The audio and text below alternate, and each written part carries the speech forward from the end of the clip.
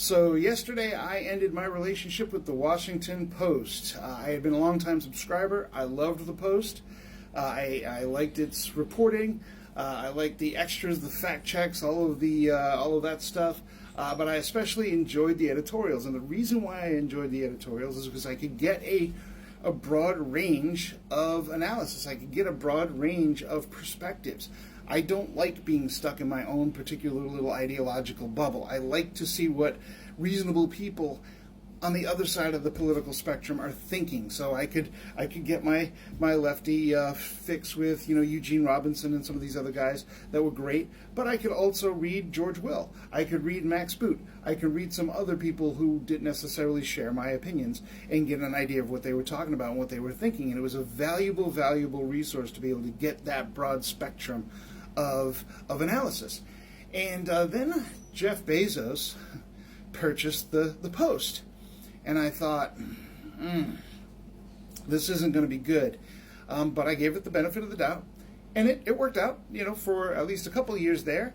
Bezos didn't, exercise any editorial control over the Post. At least it didn't appear to be so. So I kept my subscription. I was still getting the quality that I wanted. And then, of course, recently, as Jeff Bezos has supplicated himself to the Orange Dawn,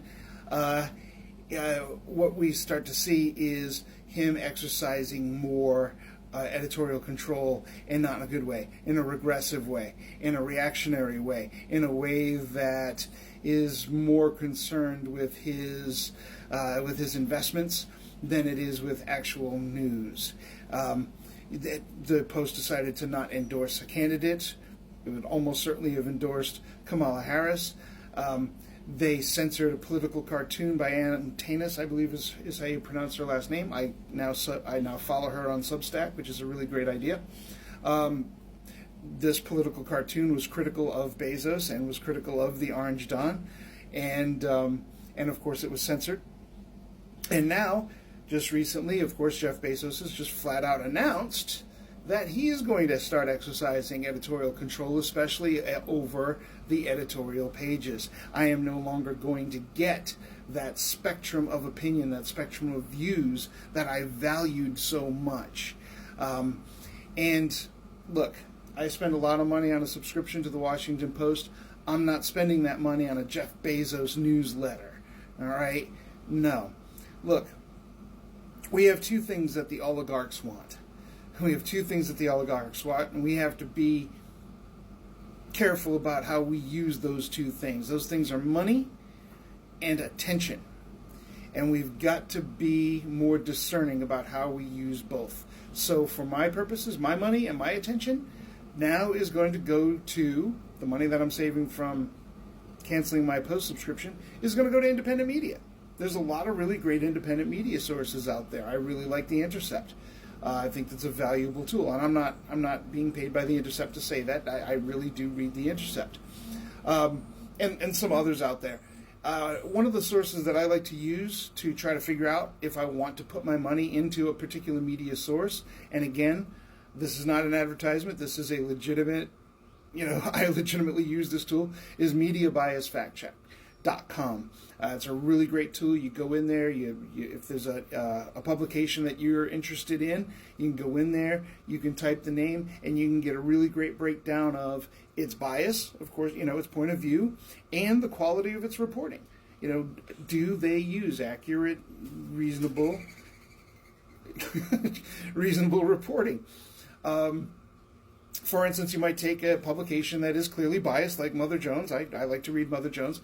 Mother Jones is clearly a left-wing bias magazine, but according to Media Bias Fact Check, high level of reporting. They do a professional job of reporting. That was a woodpecker.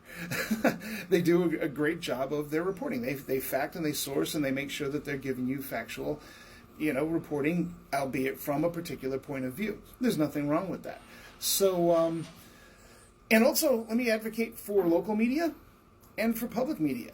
And local media is an endangered species in this country. And if you lose your local media, you lose your local papers, those things that are immediately impactful in your life, you're not going to know about.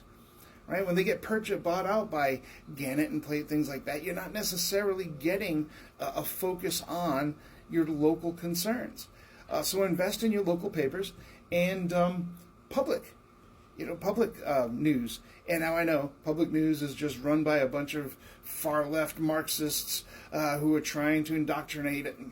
Look, that's just simply not true. There's some really, really good reporting from your public sources, and you should definitely, when they need money, if they need subscriptions, it's a really good investment. So definitely look into public news as well. In the meantime, I am ending my relationship with the Jeff Bezos Newsletter, and I am going to be a lot more parsimonious about which news sources get my money and which information sources get my attention.